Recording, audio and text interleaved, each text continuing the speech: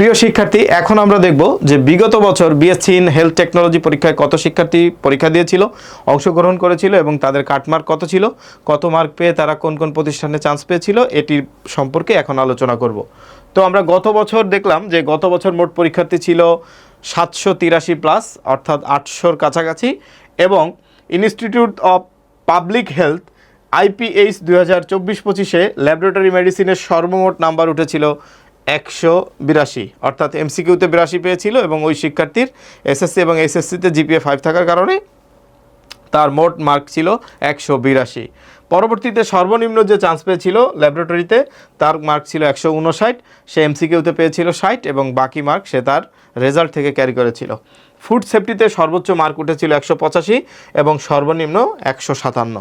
তো এই থেকে আমরা একটা ধারণা নিতে পারি আমাদেরকে ওভারঅল এরকমই পেতে হবে, 185, 190 বা 180 এরকম আমাদের জন্য সেভ স্কোর হবে।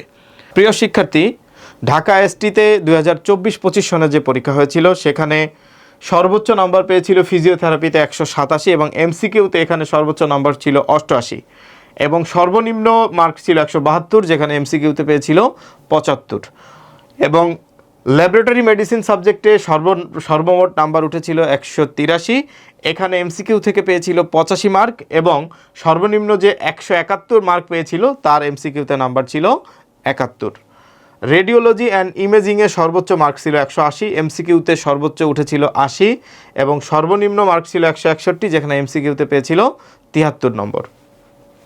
রাজশাহী IST 2024-25 শিক্ষাবর্ষে ফিজিওথেরাপিতে সর্বমোট স্কোর উঠেছিল 172, যেখানে MCQতে সর্বোচ্চ নাম্বার ছিল 77, সর্বনিম্ন মার্ক ছিল 158, যেখানে MCQতে মার্ক ছিল 58।